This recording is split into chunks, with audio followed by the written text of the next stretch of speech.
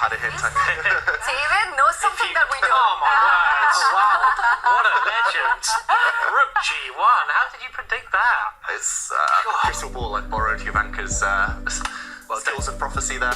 David has actually been preparing Magnus Carlsen all morning, just in case you're wondering.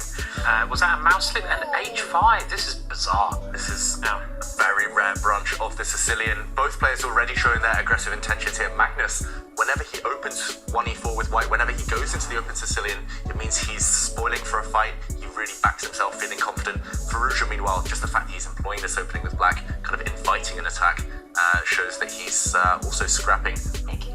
Yeah, and white's given up all rights to go castling on the right side.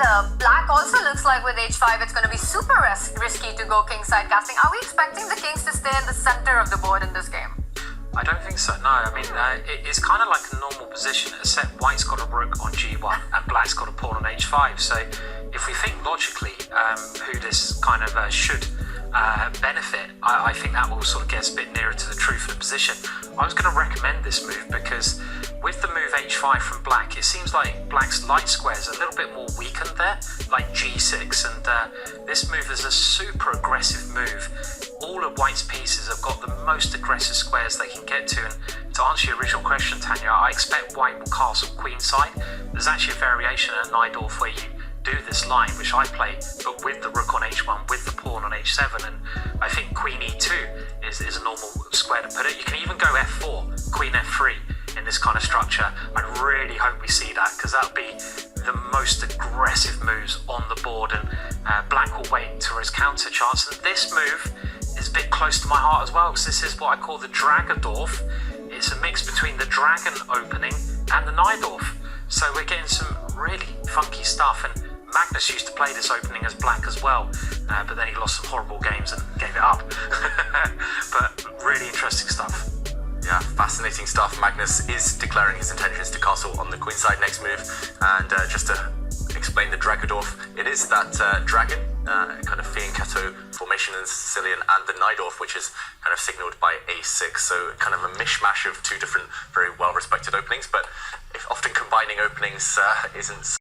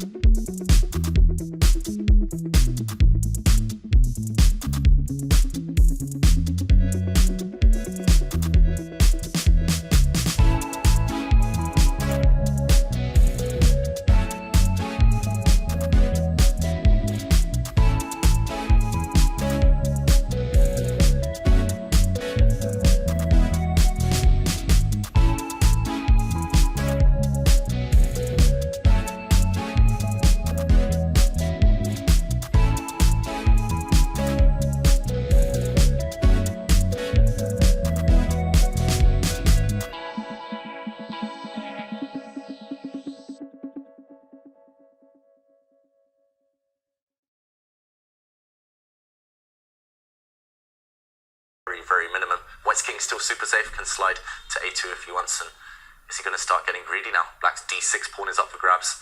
You can give a couple of checks as well. There we go. And actually, White's d pawn might become a second queen. But Firouzja is still creating counterplay, trying to open up the a files so the White king is slightly more vulnerable, or at least slightly less comfortable. But first it's Magnus to start checking. Unfortunately, the open A line. Oh, and there's a check there. The open A line can be closed off at the very least by playing b3, b4. So I don't see the danger for Magnus. That would be so professional to put in b4 when the fire is on one side of the board. No, I'd just be looking at checkmate here, not closing out that file and Oh, this is a nice move. attacking the rook. Attacking the rook.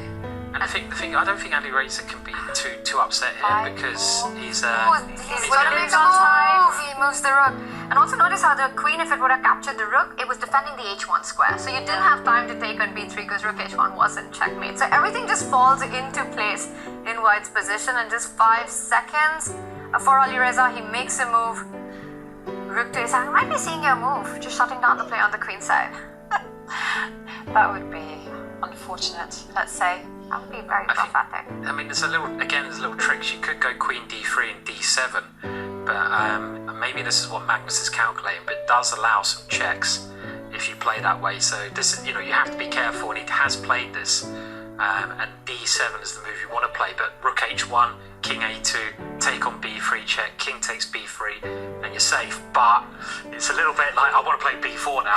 It's kind of like, I just want to keep it safe. You just have to calculate quite carefully here. I think this is winning for White, but just Magnus taking a couple of seconds to do that. And I don't think Alireza should be that upset with this game because he got a rotten opening, right? And he didn't really get a chance. I mean, I don't know where he should have played differently. Maybe it was as simple as it was just a very bad opening. But I'll push back on that because that seemed like the storyline between the Fabi Nodebek game. Fabi in that game 1, that felt like solid opening prep. Here it just felt like he got outplayed. It wasn't a miniature. It wasn't a result just out of the opening. With every move, his advantage kept going, increasing on and on. And I think it's really difficult to lose game 1 in this way. And to me, I was hoping for an Armageddon, but with the way we've just seen him outplay Firouzja, I don't think we're getting that. He's got White in the next game, so let's not write him off yet. I do think it was a bad opening. I think pushing the h-pawn 2 squares and then being careless with the king and then jumping with the knight, not anticipating some captures, was too much.